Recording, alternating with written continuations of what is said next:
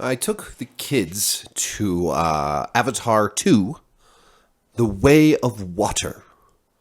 It's about water bending, you know. In the first movie, they were jungle benders, and now they're water benders. Ooh. Yeah, we went to the movie yesterday afternoon. It's 3 hour and 12 minutes plus all the previews. That's 3.5 hour experience. Thank God there's no mid or post credit scenes. I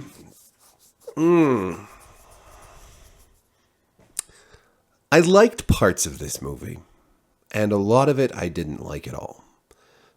It in its best moments, I thought it had some really neat scenes, and in its but the good stuff does not make up for the majority of the film, which is just, I mean, its biggest flaw, I would say, is that it's kind of dull. The best part of this movie is the whales. There's these hyper intelligent whales called the Tulkun, and they can like kind of telepathically talk with the Na'vi, the water Na'vi and the jungle Na'vi, and we'll get to all that in a minute. But the best moments are all with the fish by far, and there's some beautiful underwater shots. There's lots of great, gorgeous, stuff in here. But here's the thing. This movie is a cartoon.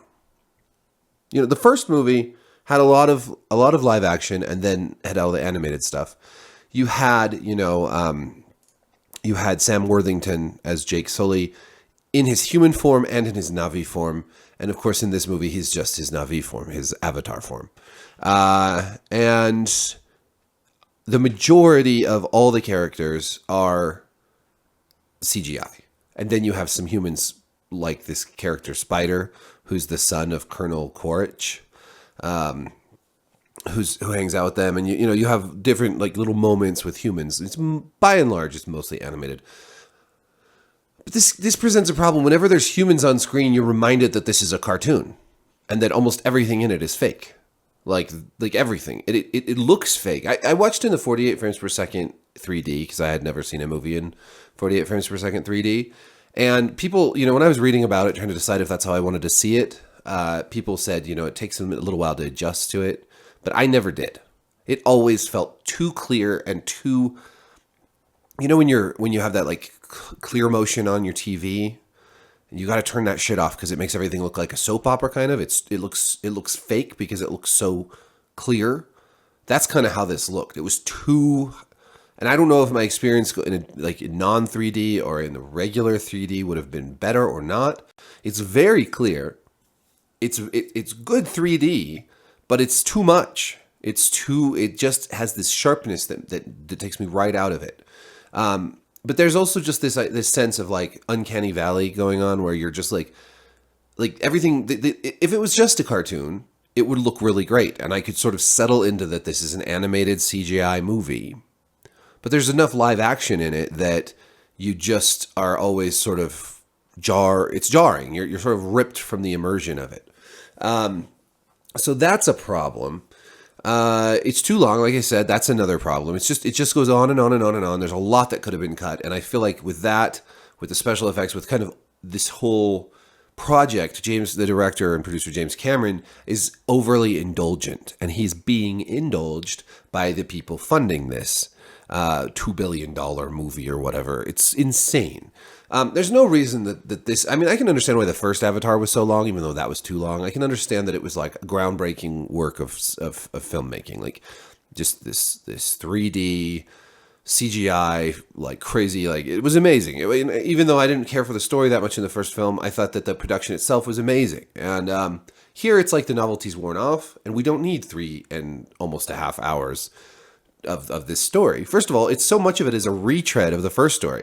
In the first story, you have the humans trying to find unobtainium, which is such a stupid name for a mineral of any kind, but because it's hard to obtain, it's unobtainable. And so that generates a lot of the conflict between the human colonizers and the native people.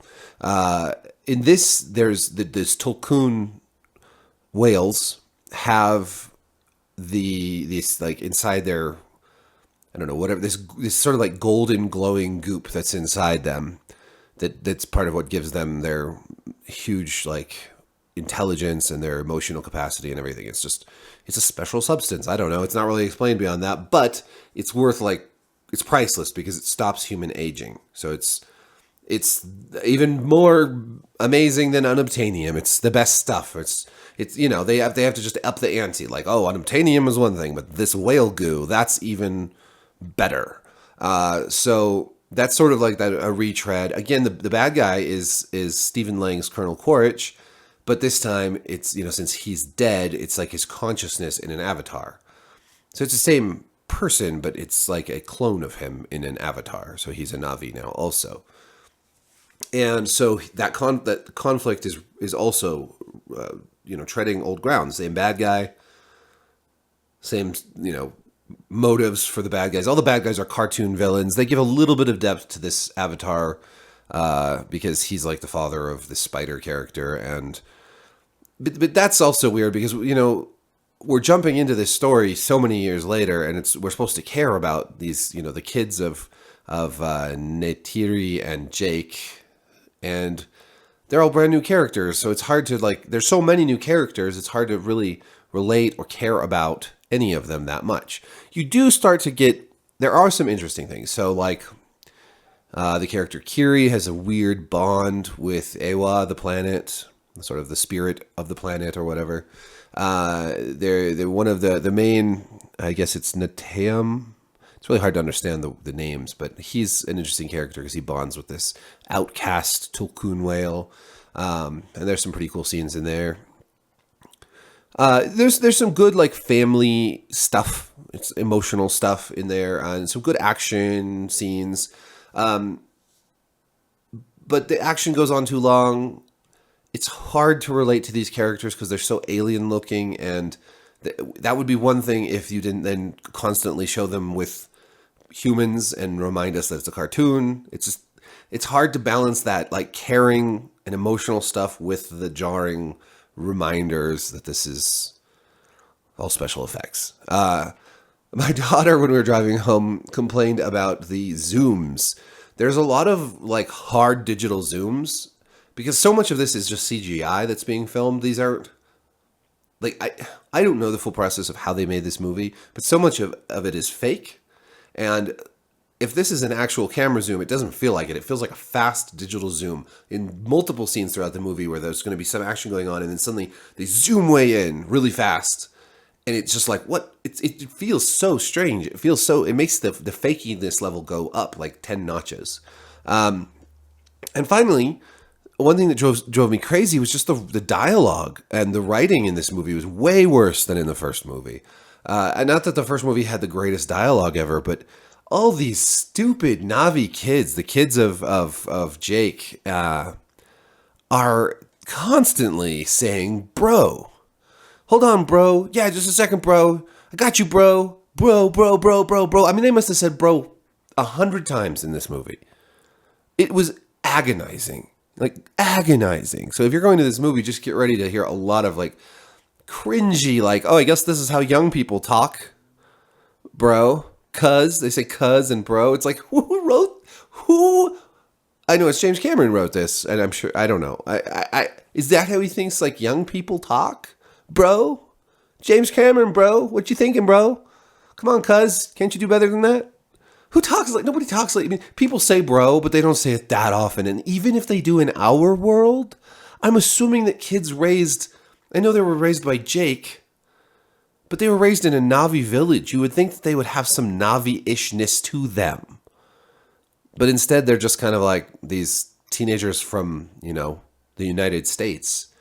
I'm assuming that Jake didn't teach them this, so I'm not sure where they got all the bros from. I guess from some of the scientists and stuff. But again, all the people that they're interacting with are scientists, doctors. Their father is a soldier, so he speaks in soldiery stuff, and I understand when they talk like soldiers, why they do that, because he treats them like soldiers. But the bros and the cuz and all that, it's just bad. It reminds me of Willow a little bit, with all the weird dialogue decisions in Willow. Oh, you're such a dad. And that's not how people would talk in a fantasy world. Please give us dialogue that helps us become immersed in the story that you're telling, in the film that you're making or the show that you're making, rather than dialogue that makes us cringe and that shakes us directly out of it. You know? The story itself, again, it's like it's just the humans, the bad guys coming in with all their guns, fighting against the noble savages of the planet. And again, like one criticism I had of the first movie is that it toys with that trope of the noble savage super, super hard. It's like basically James Cameron is making a movie about Native Americans getting wiped out by, the settlers, the European settlers in the early days of Manifest Destiny and colonization of the West and of the United States. But instead they're like 10 feet tall blue Native Americans, and they are and yeah, it's treated like that noble. So the problem with the noble savage, right, is like it's a kind of racism where instead of saying that these people are bad savages of the word, they're just barbaric, they're gonna just want to like cannibalize you and shit, all the sort of horrible stereotypes around native peoples, indigenous peoples.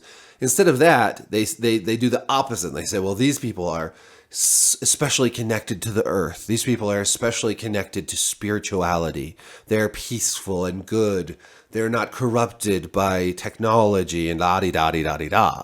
When in reality, Native Americans fought each other. They scalped each other. There were some tribes that were extremely warlike and they would conquer other tribes. Of course, all indigenous peoples in all parts of the world and the history of the world, they were going to be closer to nature with less technology, right? Having less technology just means you're going to live closer to nature.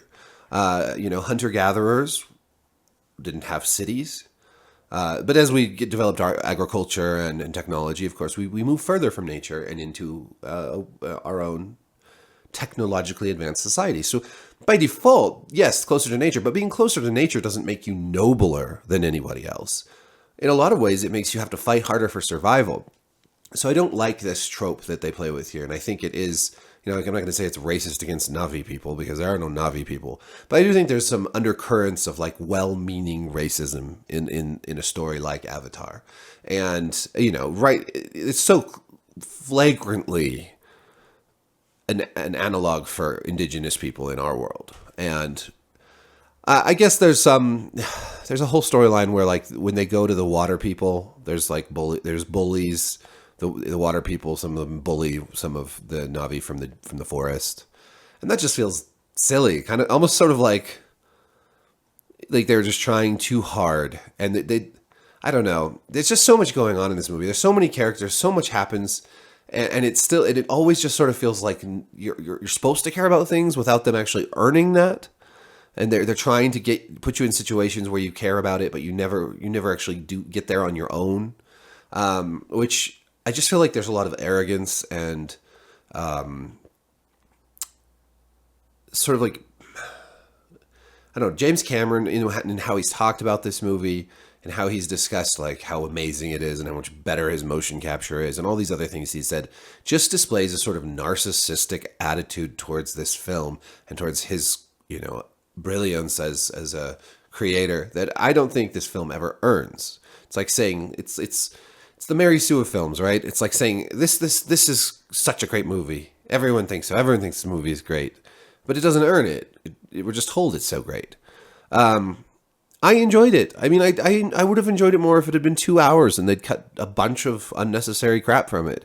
I would have enjoyed it more if it was just a story about like people getting to know these whales and not have any of the stupid human hunters and big ships and battles and like revenge. And I think it would have been a really cool story if it was just the story of some people, who had to move to a new tribe and then like befriended a whale and learned about this whale and swam around in the ocean. And, we learned more about the characters and the characters had some conflict and then they resolved it and they grew in some important and meaningful ways. Without all this dumb crap that that makes it an action movie instead of a movie where we can just really enjoy the world that is created.